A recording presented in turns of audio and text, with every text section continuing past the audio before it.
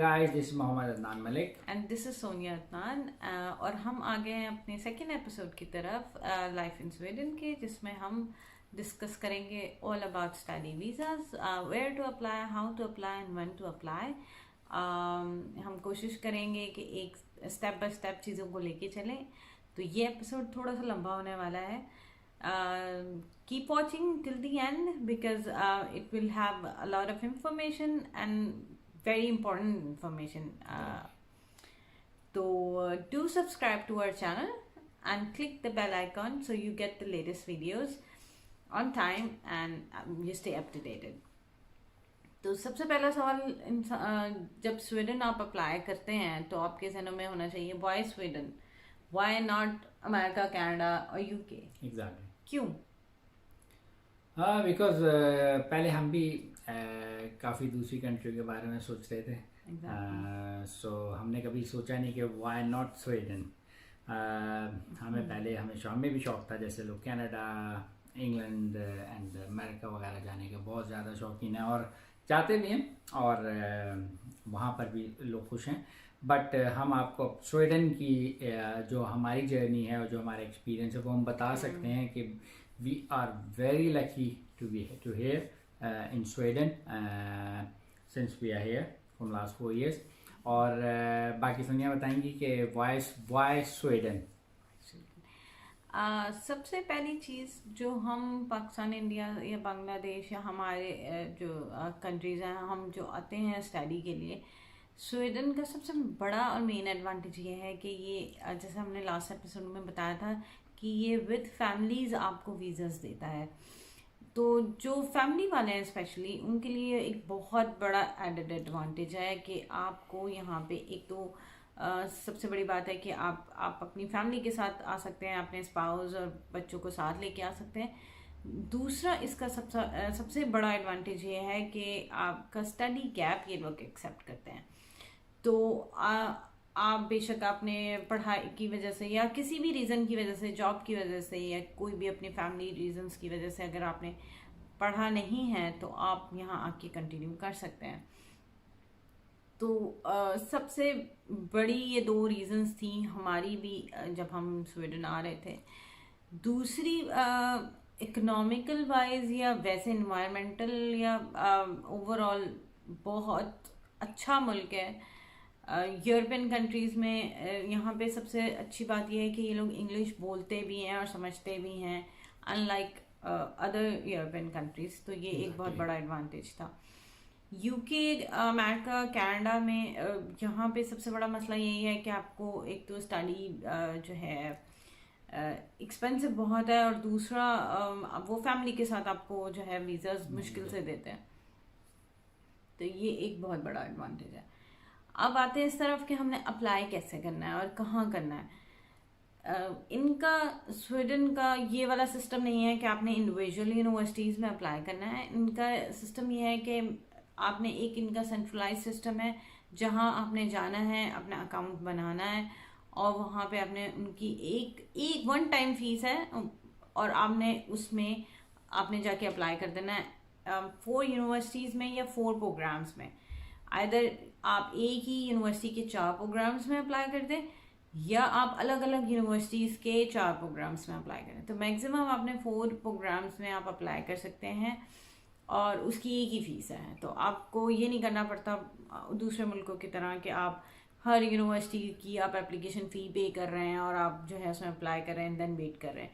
इनका एक centralise system है और आपने अप्लाई किया और आपको वो वहीं पे आपको सारी चीज़ें, नोटिफिकेशंस वगैरह सब वहीं पे अप टू डेट करेंगे वो आपको।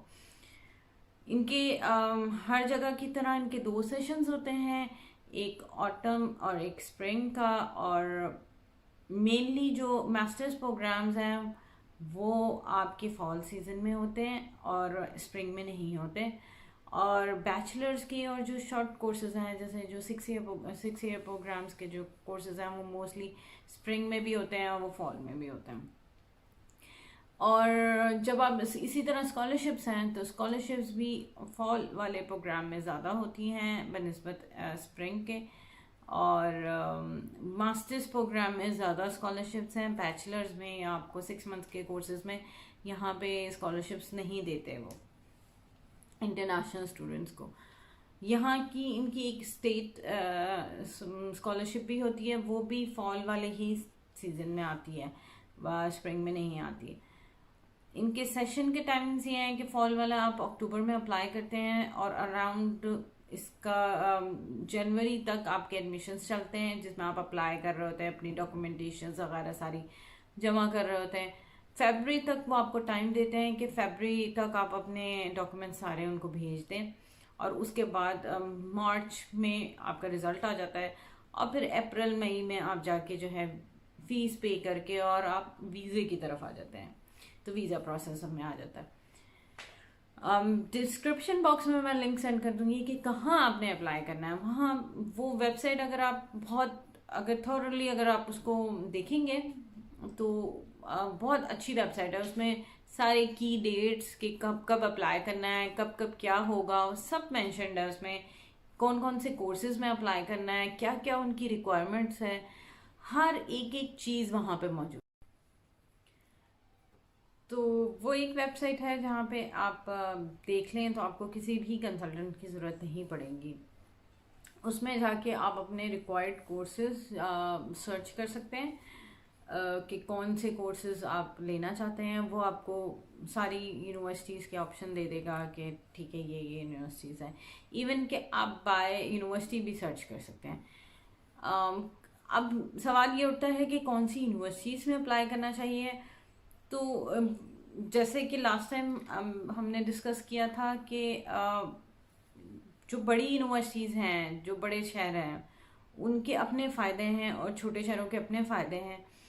कंपैरेटिवली फ़ीस छोटे शहरों में कम है, बड़े शहरों में ज़्यादा है, लेकिन वही वाली बात है कि फिर जॉब अपॉर्चुनिटीज़ के हवाले से हमने बात की थी कि जॉब अपॉर्चुनिटीज़ बड़े शहरों में ज़्यादा हैं और फिर छोटे शहरों में कम है। तो ये सर्च आप खुद करेंगे, देखें कि आपकी क्या अफोर्डेबिलिटी है, आप कितना कौन सा प्रोग्राम है जो आप करना चाहते हैं, क्योंकि हर प्रोग्राम हर जगह ऑफर नहीं हो रहा होता। इस पे हम एक जो स्टेप बाय स्टेप सिटीज़ का है वो हम इंशाल्लाह ज़रूर करेंगे कि कौन कौन से शहर हैं और क्या क्या वहाँ पे जॉब अपॉर्चुनिटीज़ हैं और क्या क्या लिविंग कॉस्ट क्या है अंदाज़न वहाँ पे, और फैमिलीज़ के साथ आने में और सिंगल आने में क्या फ़र्क है। तो ये चीज़ है। फिर वहाँ पे आप आप जब आप अप्लाई कर लेते हैं वहाँ पे आपने कुछ नहीं करना, वहाँ पे आपने अप्लाई करना है और अपने अपने डॉक्यूमेंट्स अपलोड करने हैं, एंड दैट इज़ इट। कोई लंबा चौड़ा प्रोसीजर नहीं है, बहुत सिंपल है। कुछ यूनिवर्सिटीज़ आपसे कहती हैं कि ठीक है हमें बाय पे अपने डॉक्यूमेंट्स सेंड करें, अटेस्टेड डॉक्यूमेंट सेंड करें, वो आपको HEC से पाकिस्तान में HEC से अटेस्ट करवा के वो आपको सेंड करने होते हैं। बाकी भी जो आपने डॉक्यूमेंट्स अपलोड करने हैं जिसमें इंटर मैट्रिक और आपके बैचलर्स है या और आइल्स का स्कोर है, वो आपने सारी चीज़ें अपलोड करनी है और सारी चीज़ें अटेस्ट करवानी है HEC से या कराची बोर्ड और मैट्रिक इंटर बोर्ड से आपने अटेस्ट करवाना है उनको। वो सारी चीज़ें आपकी अटेस्टेड होना लाजमी है। इसी तरह आइल्स का स्कोर है, बाज़ यूनिवर्सिटीज़ या बाज़ कोर्सेज जो हैं वहाँ आपने आइल्स लाजमी देना है, वो यूजुअली 6 बैंड है। और बाज़ अगर आपकी डिग्री अगर आपने इंग्लिश में पढ़ा हुआ है पहले और आपकी या जॉब एक्सपीरियंस आपका ऐसा है कि जहाँ पे इंग्लिश ज़्यादा यूज़ होती है, तो आप एक इंग्लिश प्रोफिशिएंसी लेटर है वो भी आप अपलोड कर सकते हैं। उसके बेस पे आपका आइल्स भी एग्जाम्ड हो जाता है। लेकिन ये सब नहीं होता और अब ज़्यादा सख्तियाँ होती जा रही हैं। पहले बहुत ज़्यादा लीनियंसी थी इस मामले में, अब यूनिवर्सिटीज़ ज़्यादा स्ट्रिक्ट हो गई हैं इस रूल पे भी। एग्जैक्टली आफ्टर कोविड हाँ, चीज़ें जैसे जैसे आगे इंटरनेशनल स्टूडेंट्स अब बहुत आ रहे हैं, पहले यहाँ पे इतने नहीं आते थे। आई रिमेम्बर जब हम भी आए तो हार्डली हम 3 या 4 थे स्टूडेंट्स, इंटरनेशनल स्टूडेंट्स, बाकी नहीं थे। और अब ये हाल है कि अब मोस्टली इंटरनेशनल स्टूडेंट्स होते हैं और सिर्फ 3-4 स्वीडिश बैठे होते हैं। तब सिचुएशन बिल्कुल अपोजिट हो गई है, इसलिए सख्तियाँ भी ज़्यादा होती जा रही हैं। टाइमिंग्स के हवाले से मैंने आपको जैसे बताया कि अक्टूबर में आपने अप्लाई करना है, तो कोशिश ये करें कि आपके डॉक्यूमेंट सारे इन लाइन हो। अगर आपकी चीज़ें सब प्रॉपर हैं तो I don't think there is any reason for rejection. कोशिश करें कि उसकी रिक्वायरमेंट्स जो मेंशन हुई हुई हैं कोर्सेज की वो ज़रूर पढ़ें, क्योंकि अगर आप वो फॉलो कर लेते हैं तो आपको बहुत इजीली एडमिशन मिल जाता है। और आपके जैसे सोनिया ने बताया था पहले भी कि आप कंसल्टेंट से बच जाते हैं, जो आपके काफ़ी सारे पैसे कंसल्टेंट को आपने देने हैं, वो आप डिग्रीज की जैसे HSC, इंटर बोर्ड में और मैं ये जो सेकेंडरी बोर्ड होता है और आपके काफ़ी एक्सपेंसेस दूसरे होते हैं, वो आप सारे अगर इस पे खर्च हो जाएं तो वो आपका ज़्यादा बेहतर है, ना कि आप कंसल्टेंट को दें और बाकी चीज़ों का और ख़र्चा करें, तो ये आपका ये खर्चा भी बच सकता है। कंसल्टेंट को आइडिया नहीं होता कि आप कहाँ जा रहे हैं, उनको सिर्फ इतना पता होता है कि आपने एडमिशन करवाना है एंड दैट्स इट। वो भी यूनिवर्सिटी में सिर्फ वो भी एप्लीकेशन ही फाइल करते हैं, वो एडमिशन नहीं दिला सकते आपको। सो उसका सबसे आसान तरीका जैसे सोनिया ने बताया कि आप खुद सब स्टेप बाय स्टेप जाएं और आप ये काम करें तो आपका काम आराम से हो सकता है। दूसरा, हम इंशाल्लाह किसी दिन वीडियो में हम अगर आप डिस्क्रिप्शन बॉक्स में मैं मेंशन कर दूंगी लिंक और आप लोग खोल के उसको देखें। बाकी अपने कमेंट सेक्शन में हमें बताएं कि हम वेबसाइट की अगर किसी को प्रॉब्लम है कि किसको कैसे देखना है, क्या करना है, तो हम वो भी कर सकते हैं किसी दिन, कि आप लोगों को बताएं कि कहाँ क्या चीज़ है। वैसे तो मोस्टली चीज़ें वहाँ पे बहुत ही आसान है, हर चीज़ वहाँ पे मेंशन हुई हुई है, इवन के क्या क्या डेट्स हैं, कब कब की हैं। आई डोंट थिंक कि कोई प्रॉब्लम होने वाली है आप लोगों को उसके बाद। और बाकी कोर्सेज हैं कि वो आप अपने रेलेवेंस वो ज़रूर देखें। ये नहीं कि अगर आप केमिस्ट्री के स्टूडेंट हैं फॉर एग्जांपल तो आप फिज़िक्स में अप्लाई करें, या फिज़िक्स के स्टूडेंट हैं तो आप केमिस्ट्री में अप्लाई कर रहे हैं। थोड़ी रेलेवेंसी होनी चाहिए प्रोग्राम्स में। फॉर एग्जांपल जैसे मैं IT की थी, मैंने मास्टर्स में MBA में मैंने अप्लाई करना था, लेकिन मैंने अपने IT में कुछ सब्जेक्ट्स थे जो मैंने पढ़े थे, मार्केटिंग फॉर एग्जांपल, मैनेजमेंट पढ़ा था, तो वो रेलेवेंसी आपने ज़रूर दिखानी है उनको कि ठीक है मैंने ये कोर्सेज़ किए। तो रेलेवेंट कोर्सेज़ देखें, कोशिश करें बिल्कुल अपोजिट में ना जाएं कि ठीक है इसकी फ़ीस कम है या ये बस ठीक है ये हमें पसंद है तो हम अप्लाई कर रहे हैं। तो रेलेवेंसी ज़रूर होनी चाहिए प्रोग्राम्स में जो आपने पहले पढ़ा है उससे अब में। बिल्कुल ऐसा ही है। और स्टडी के हवाले से सोनिया ने यहाँ पढ़ा भी है और अपनी कंट्री में ही पढ़ के आई हैं, तो काफ़ी डिफरेंस है स्टडी का भी, वो यही बताएंगे आपको बहुत अच्छे तरीके से। और जैसा भी होगा, जिस तरह भी होगा, आप सवाल वगैरह आपके जो भी क्वेश्चन हैं वो आप हमसे कभी भी कर सकते हैं, एनी टाइम आप इनबॉक्स में कर दीजिएगा और हम कोशिश करेंगे कि बिल्कुल उसका एग्जैक्ट राइट जवाब दें और आप लोगों के लिए आसानी हो। तो सोनिया बताएंगी कि स्टडी का क्या सिस्टम है और कितना आसान है वहाँ से पढ़ के आके यहाँ आपको क्या प्रॉब्लम्स होती है और किस तरह से है, ये यही बता सकते हैं। बाकी once you have the visa और आप यहाँ आ जाते हैं, क्लासेस स्टार्ट होती हैं अगस्त में।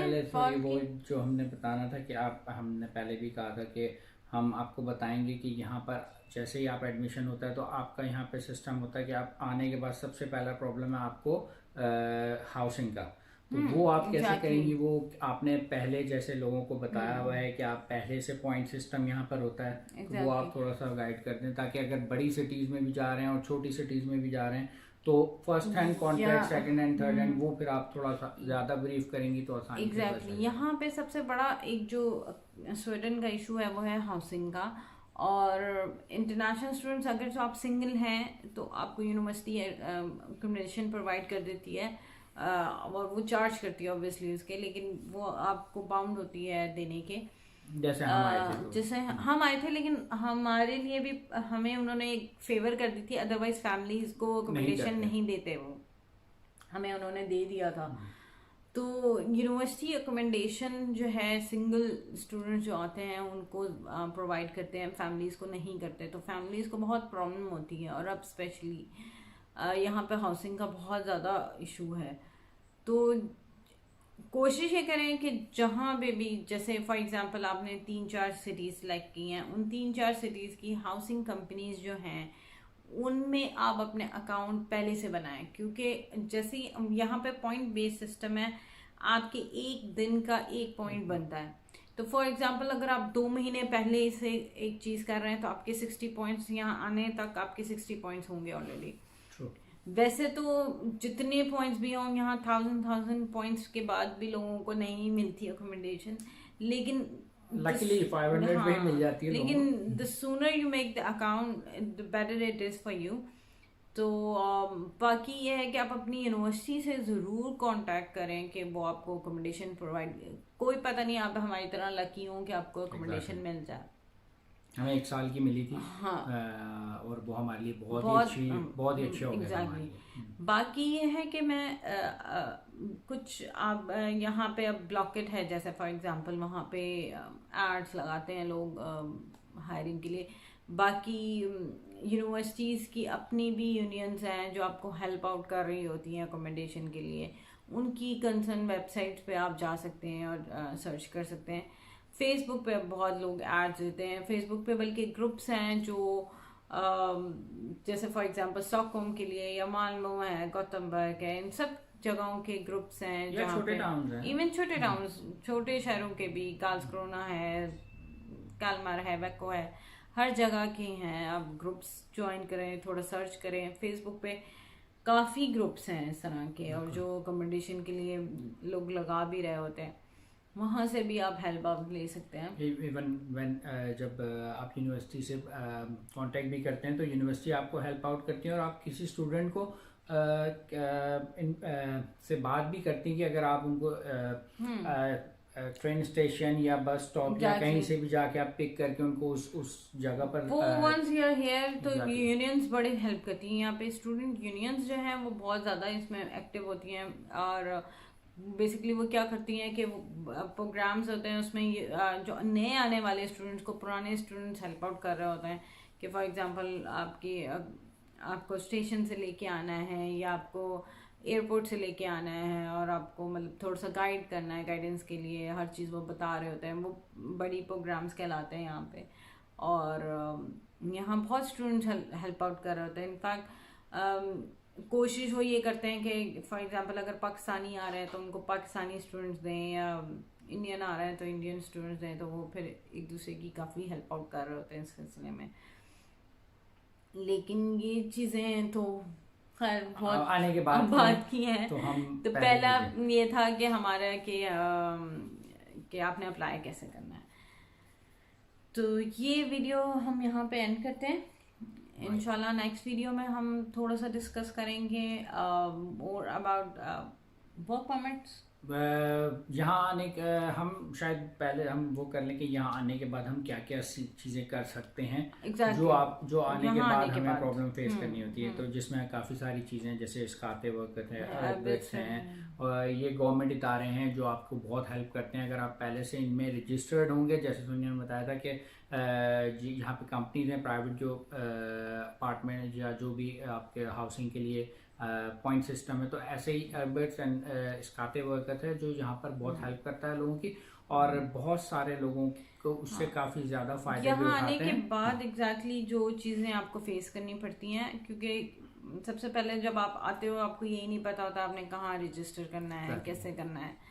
तो इन चीज़ों पे हम एक वीडियो करेंगे इंशाल्लाह। हमारे बनाने का मकसद ही ये वीडियो है कि यहाँ पे बहुत से लोग आते हैं और एक एक दो दो महीने तक उनको यही नहीं पता चलता कि वो रजिस्टर्ड कहाँ होना उन्होंने, क्योंकि यहाँ की स्वीडिश लैंग्वेज के हिसाब से वो बात कर रहे होते हैं कि इसकाते वर्कर, अरबिट फैमिली, इस तरह की ये वर्ड, ये वो नाम है जो हम नहीं सुनते, तो हमें पता ही नहीं होता होना क्या। लाइक मैं और सोनिया भी काफी अरसे तक इसी चक्कर में लगे रहे कि हमने रजिस्टर्ड कहाँ होना है, बच्चों को कैसे स्कूलिंग करवानी है, उनका हॉस्पिटल का क्या सिस्टम है। तो ये चीजें हम चाह रहे हैं कि जो आने वाले लोग हैं, हालांकि यहाँ इंग्लिश बहुत चलती है लेकिन यहाँ पेपर वर्क सारा स्वीडिश में होता है और आपको नहीं पता होता। और बात चीजें जैसे अब गाड़ी हमने लेनी थी तो हमें ये नहीं पता था कि अच्छा मतलब क्या किस टर्म को क्या मतलब, हालांकि पता सब था, बिल्कुल पता था, लेकिन वो जो स्वीडिश में होता है तो वो हमें बिल्कुल नहीं आइडिया। तो हमने भी काफी लॉस किए हैं काफी 2-3 चीजें, लेकिन हम चाहते हैं कि आप लोग जैसे जो भी आ रहा है, अगर गाड़ी परचेज करनी, ये सब चीज़ें हम बाद में डिस्कस करेंगे आपसे इंशाल्लाह। बट सबसे मेन फोकस ये है कि अब जैसे हम नेक्स्ट वीडियो बनाएंगे उसमें हम आपको सारा बताएंगे कि रजिस्ट्रेशन कैसे करना है, आपने क्या करना है। So keep watching us and please do subscribe our channel and like always, and whatever your queries, just text us, and inshallah we will get back to you.